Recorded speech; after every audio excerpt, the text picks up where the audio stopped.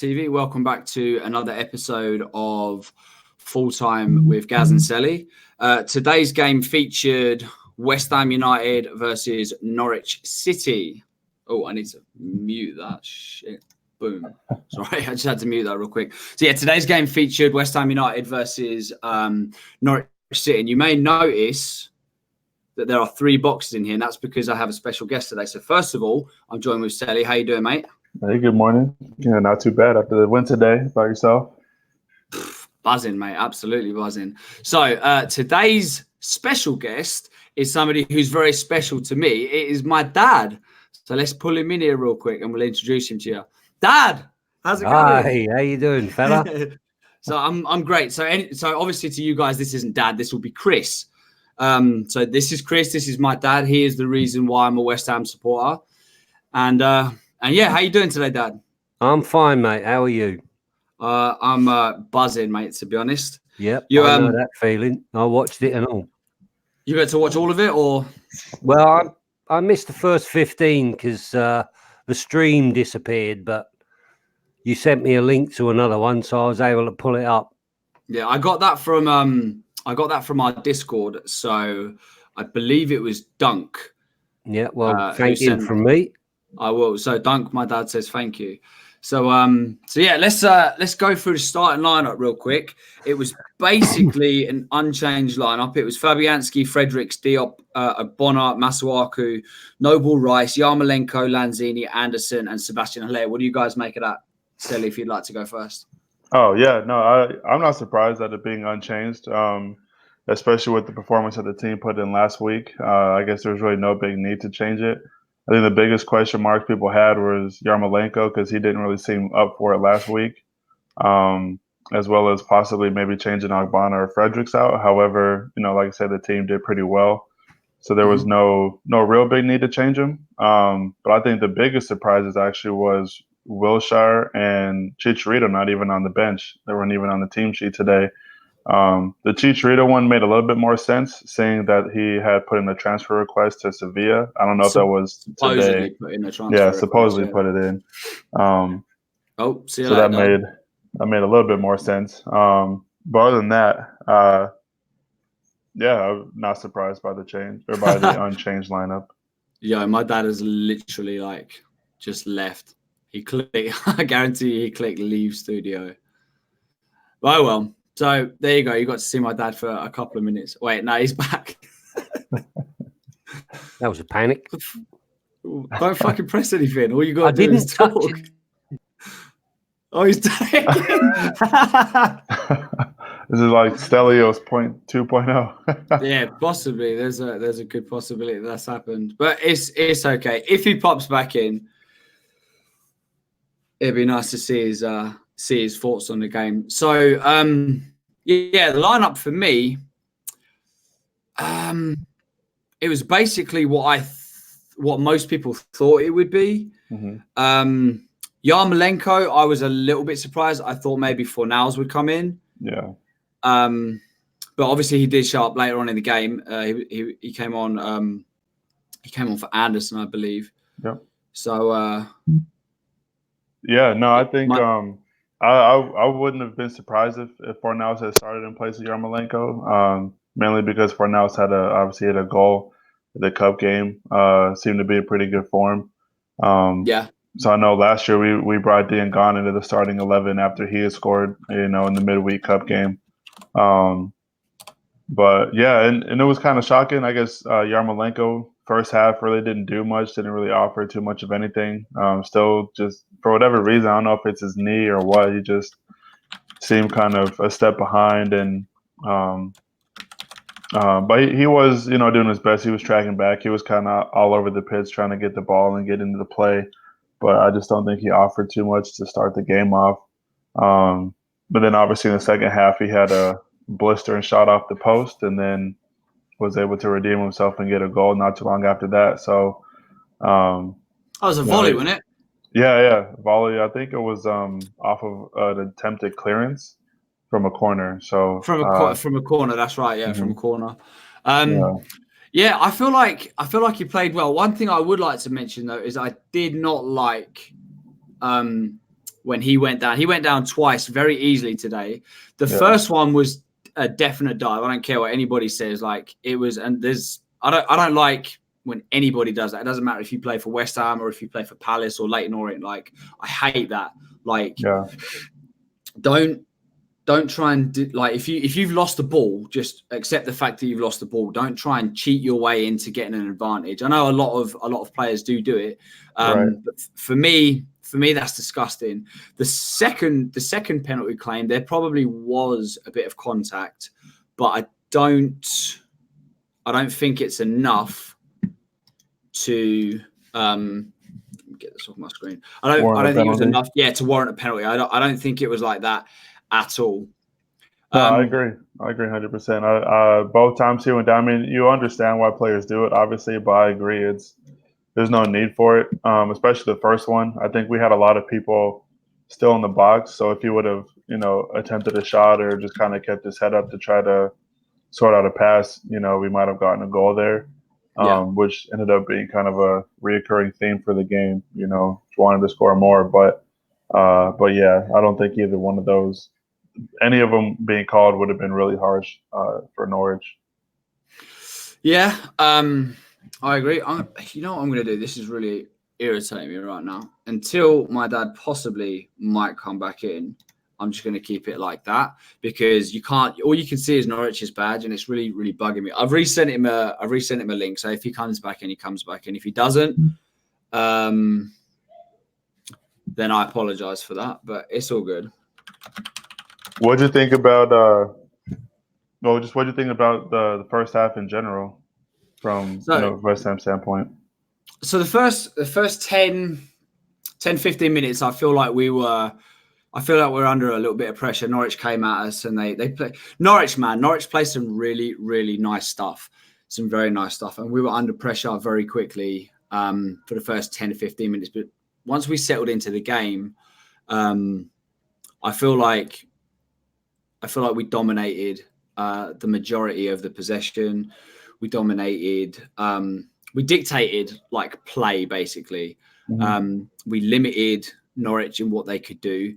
Pukki was very well managed the entire game. If I'm honest, I think he only had maybe one or two shots, and his first shot came in like the 70th minute or something like that. Yeah, 67.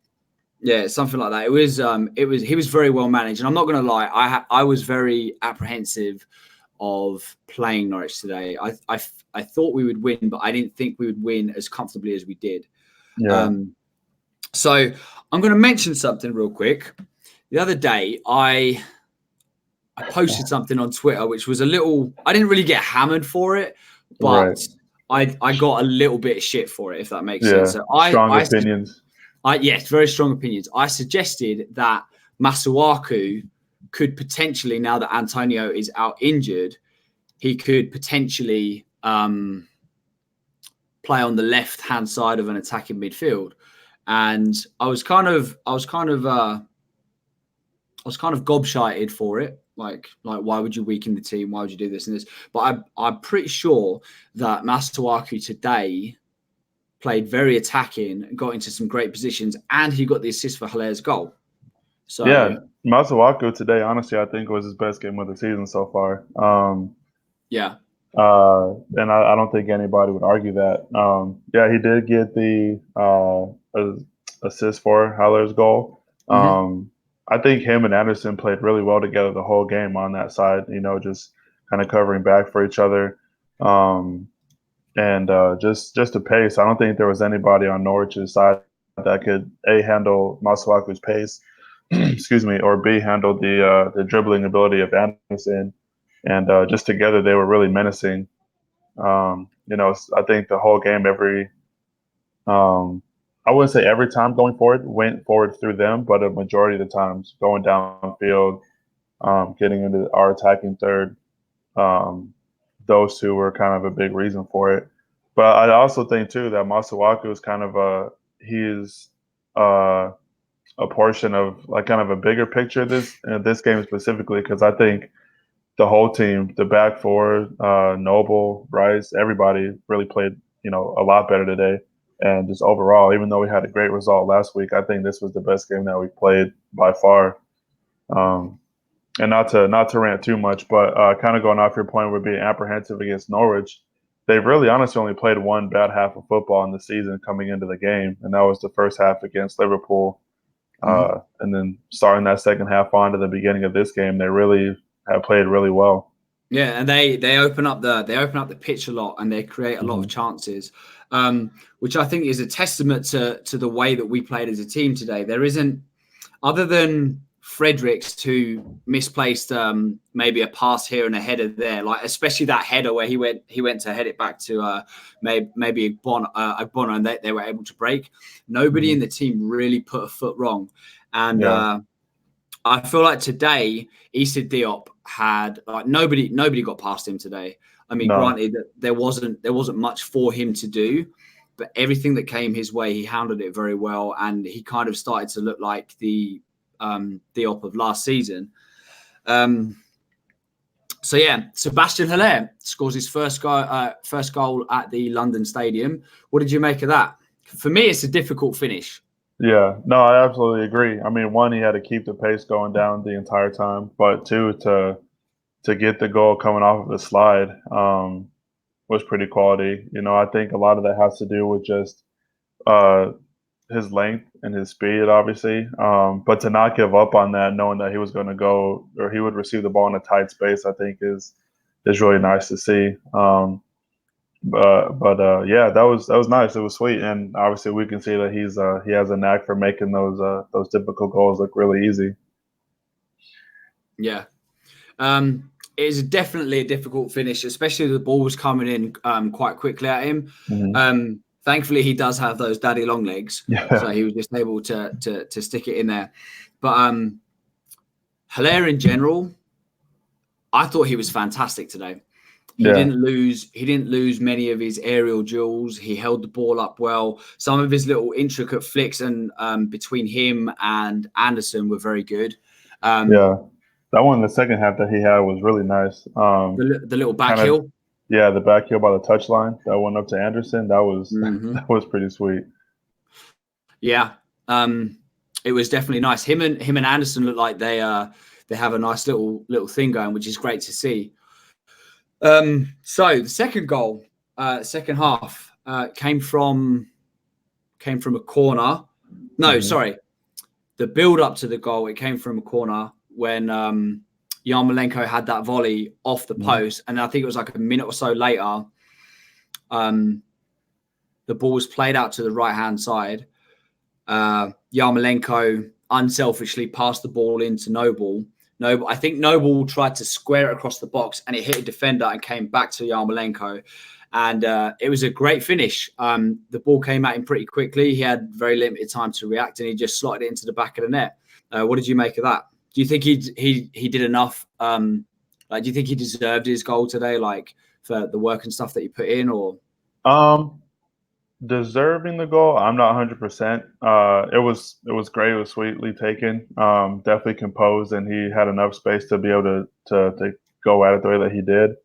To say that he deserved it, I don't know if I could give him that argument just because the first half. I mean, there was plenty of people, in our Discord or even on social media that were saying, we should sub him out for Fornals. And it was just kind of funny, just drawing that back because he scored not too long after that. But so I don't know if he deserved it. I'm still not 100% sure if he should still even be in the starting 11. But I think maybe today, just going up against who we were going up against in terms of Norwich, them being really weak in the back. I think coming into the game, they had given up 10 goals, which was most in the Premier League. Obviously now it's 12. I think maybe this was a good game for him to kind of get his footing. However, I don't know if I can say that he deserved it. It was nice, though. Yeah, I'll have to agree with you. I wouldn't say he deserved a goal, but I feel like it was nice for him to get a goal. You see him run over to the medical staff. He ran over to the medical staff after he scored, which I thought was a very nice touch. Yeah, definitely. He did have a very nasty injury, and he is not 100% match fit yet.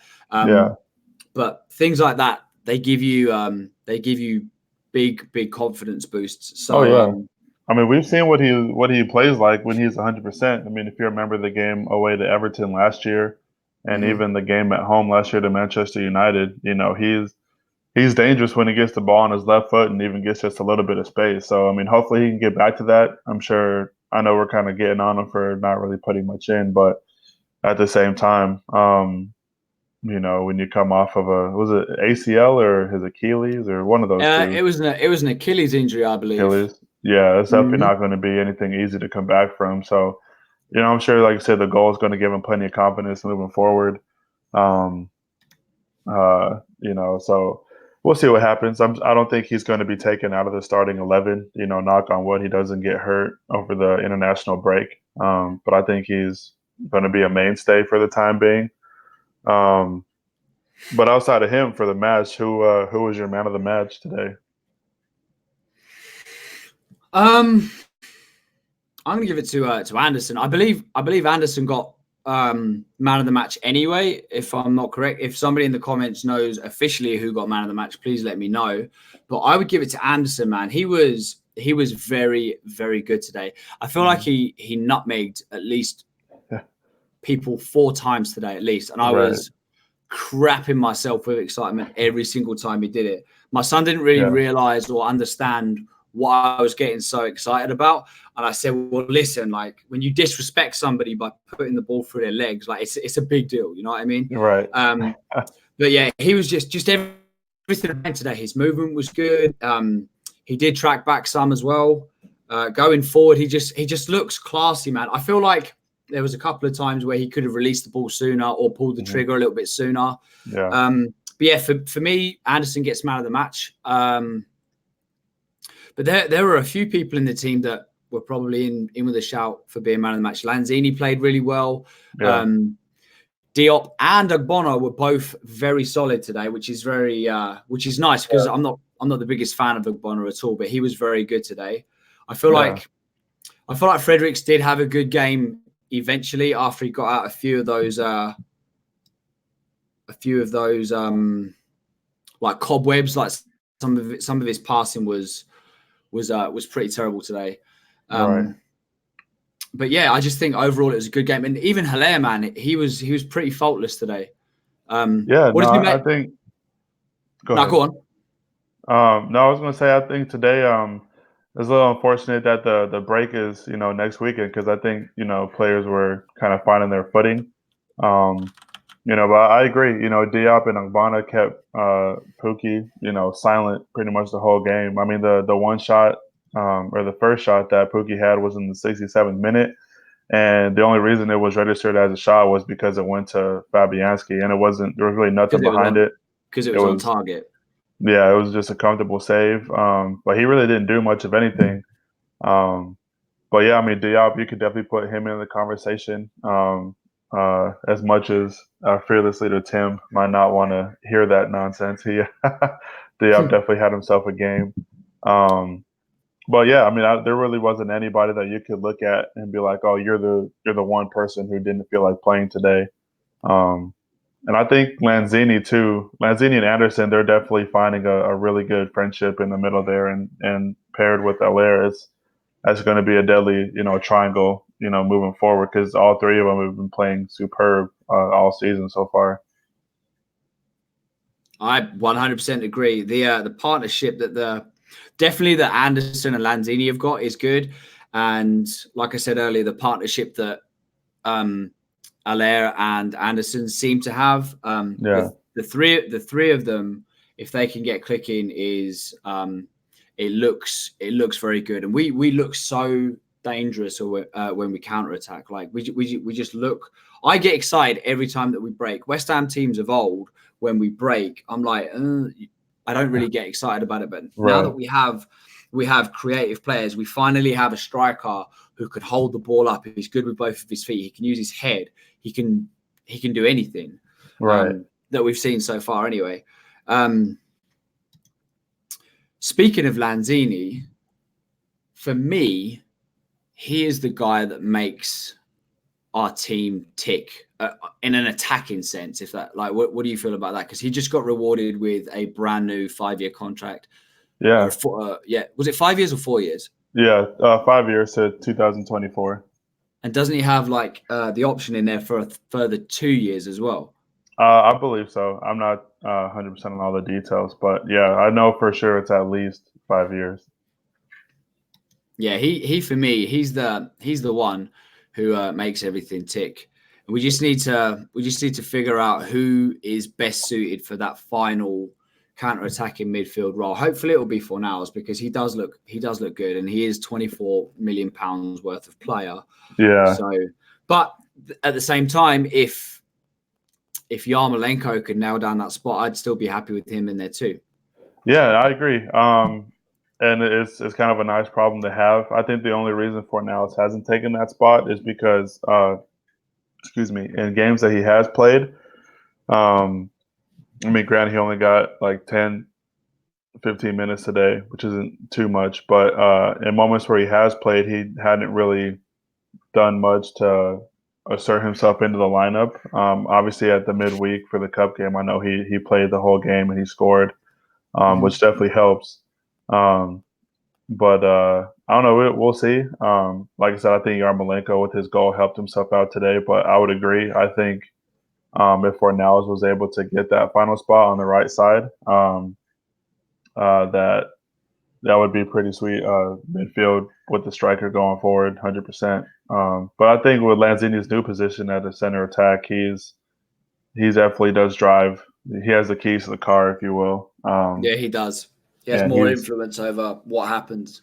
Yeah, and he's definitely relished in that position. He hasn't had a bad game. He hasn't really given the ball away. He's finding out passes.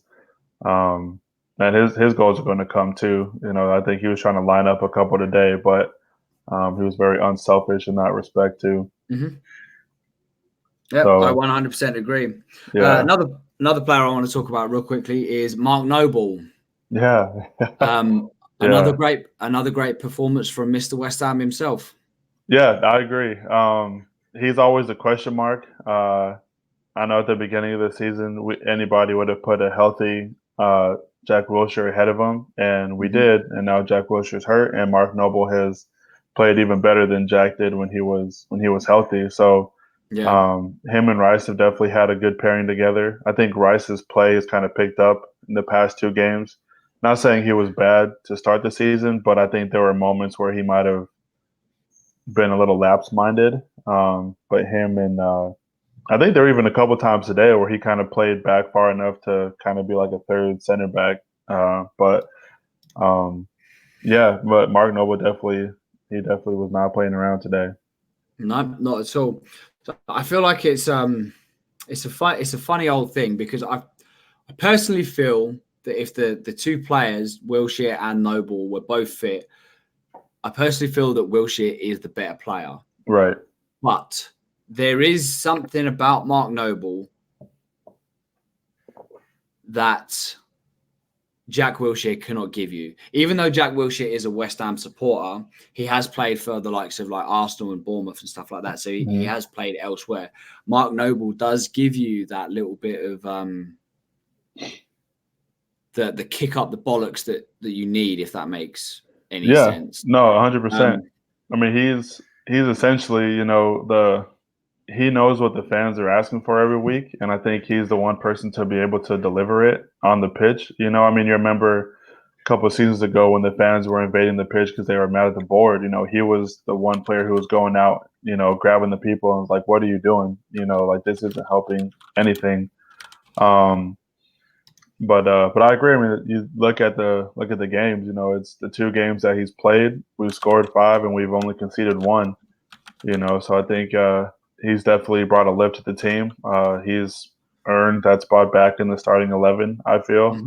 And the thing too with Wilshere, he even scored at the midweek too. And it was a pretty sweet shot that a sweet goal that he took. Yeah. But yeah, I don't know. I think right now it'd be hard to take him out, especially with the form that the team has been in. And also, speaking of, one thing I want to get your opinion on. especially on the counterattack. I think we left a lot of goals out there today. Anybody just looking at the score line would think that the game was a lot closer than what it was. Yeah, it couldn't be further from the truth at all. Yeah. Do you think, because we could have had 4 or 5, today, do you think that is something that the team will fix moving forward, or is that just kind of a microcosm of us still not being that clinical in the final third? I think it's a case of us just not being as clinical. If that, perfect example, if that was Manchester City that were continuously getting those types of chances, their players are going to put them away. And I'm not like knocking our players, but there's an obvious gulf in class between people of Manchester City's like quality versus our quality. But at the same time, you're never going to score unless you have any chances. So if we created 4 or 5 chances in one half and scored 1 goal, as long as we're not shipping goals at the other end, I'm still happy with that. Right. But today definitely could have been a lot more. It could have been at least 4 or 5 easy. Norwich completely fell apart towards the end. They stuck another forward on, went more attacking, and just left themselves wide open. I feel like just with a few smarter decisions in the final third, and we could be so much more clinical in front of goal. I agree. I think as compared to last season, I think the nice thing about it is at least we're getting goals in the run of play. It's not specifically all just set pieces or corners or anything like that. Obviously with Alera's goal, and I guess you can kind of consider Yarmolenko's goal run of play since it wasn't off the direct corner kick itself. But yeah, I think that's something that you can obviously get better on. It's only the 4th game of the season, but the nice thing, like you said, we're scoring goals and we're not conceding nearly as much as we were afraid that we would towards the beginning of the season. So, and last year the turning point for this season was after the international break. So hopefully we can continue what we were doing last year and build up off that. Yeah, because our next game, I believe, is in a couple of weeks, right? Yeah, it's we play Villa. Yeah, Villa. I believe it's on the road, and it's a Monday game. It is 3 Eastern, I believe. Yeah, it's on the Monday the 16th. So it's an 8 o'clock kickoff if you're in the UK, which would mean that is a 1 o'clock kickoff for me, PM time. Oh, might have to be sick for the last hour of my day. Right, might have to sneak out. Might have to just take a poo for the last hour of my shift. But so looking at this, before we look at the next 4 fixtures, I feel like today's performance is as close to a perfect performance as it can be. We look good going forward. We pressed and shut down opportunities when we had. Everybody looked comfortable. They're playing freely and all that, and we kept a clean sheet. Yeah. So what do you think? What do you think about the performance as a whole? Yeah, well, starting from week 1 to now, every week the team has improved, and you can see it. It's a couple of players, and then it's now it's the team. Everybody's kind of lifting each other up. Obviously the week 1 Manchester City, it is what it is. But then next week you go out and get a draw on the road. The week after that you get a very convincing win, and today you get a very convincing win. Yeah. And I think now, as you were saying, from the live table, we're sitting 5th, and this is the area of the table that we want to stay in. We're going to have performances like this against teams like this. The teams that were sitting 5th. Just in case anybody doesn't have a table with you right now, sitting 5th with -1 goal difference too. Yeah, that's nice too. Obviously starting the season off with a -4, getting back to -1. It's nice, but yeah, we got to beat these teams home and away, and then we got to take points off of anybody else that we can on the road who we might be. I don't know how to say it, but who we might not be favored to get a result against, if you will. So Yeah, wins like this just build confidence. Doesn't matter who they're against, wins or wins, ugly or pretty. So I'll definitely take it. Yeah, no, 100%. I will take it as well. Like I've always said, I will take result. Like if we play poor and we can still pick up results, I'm also happy with that, because when you do play well and you do pick up results as well, it just makes it even better. So Right. the international break is coming up. Today's game was pretty physical, so this might be the perfect time for an international break, because there was a few bumps and bruises today. Haller got one in the back of the head. He got one in the back. Anderson got chopped down a couple of times as well. So I feel like the break is coming at the right time. So after the break, we play Aston Villa away. Then we play Man United at home.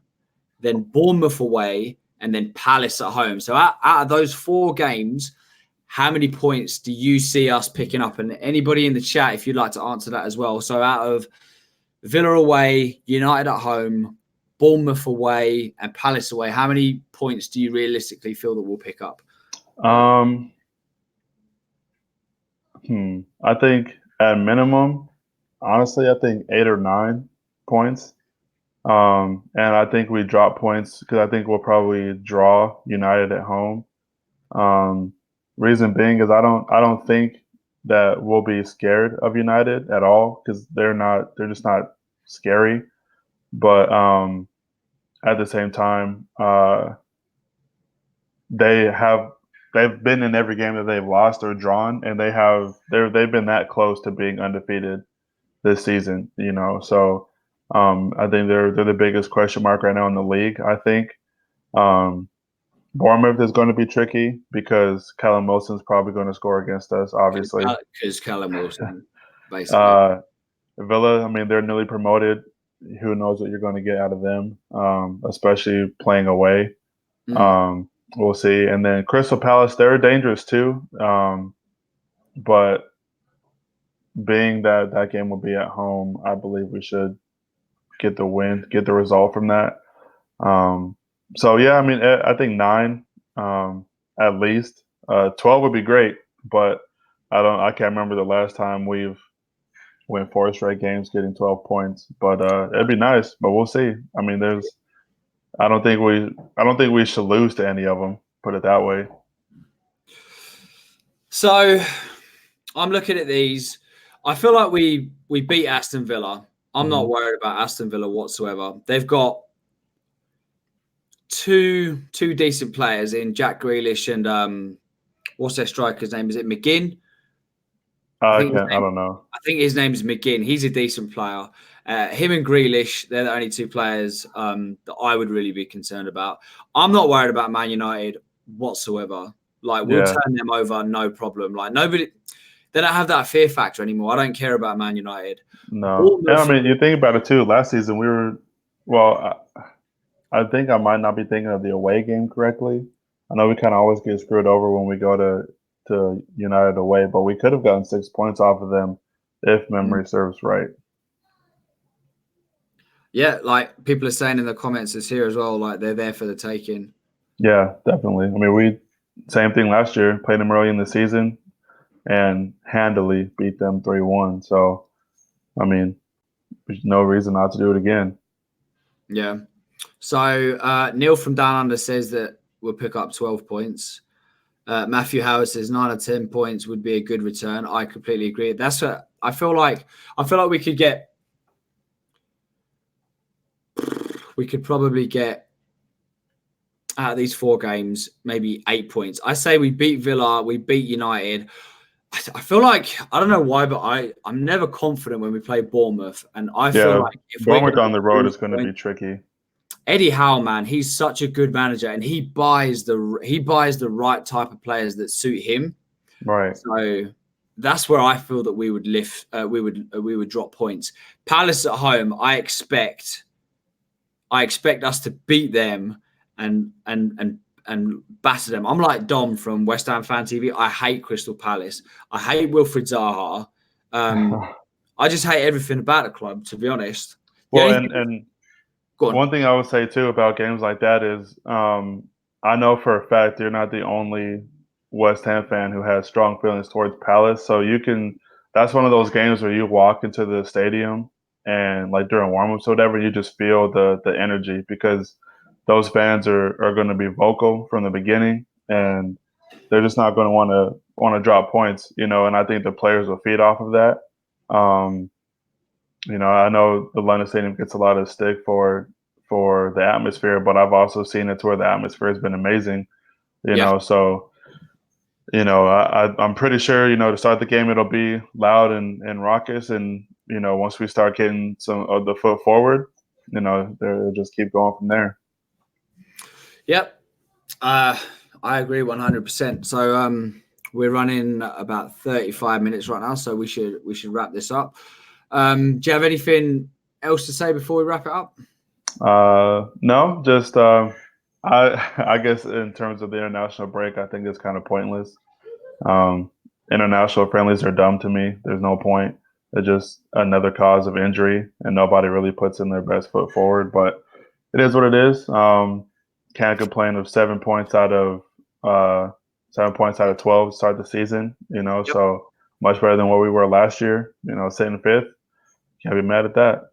No, absolutely not. I'm not going to talk about the international break because I feel the exact same way as you do. So thank you for everybody that joined the chat today. Neil from Down Under, as always, is in here. PJ Miller, Hammers Poles, thank you. Matthew Howard. I believe I saw Penny in here. There she is. Penny Lawler. She was in here as well. Say hello to Dan for me. Who else? TJ Cooney Jr. As always, that name cracks me up. B. Hoff. I'm going up here. Apache, I don't think I've ever seen you in here, so welcome and thank you for joining in today. Don't forget to like and subscribe. Yeah, exactly what Celly said. Richard Walton, I haven't seen. Yeah, that's a new one. Yeah, I haven't seen him, but he made a very good point here real quick. He says, who cares if the soccer Mexican is going when you don't need him? I mean... Yeah, you got a point. I guess it just depends on how Ajeti comes on because we still don't know too much what he can do. But yeah, I mean, if he wants to go, then, there's the door. Yeah, see you later. But yeah, so anyway, thank you for joining today. I'm sorry that my dad's not very tech savvy. Sorry, Dad, if you're watching this, but he's not particularly tech savvy. So I'll try and get him on again and we'll see what happens. I'm sure you'll enjoy him. He's a funny old bastard. So one thing left to say, enjoy the international break. Come on, your eyes. And broadcast. Thanks for coming.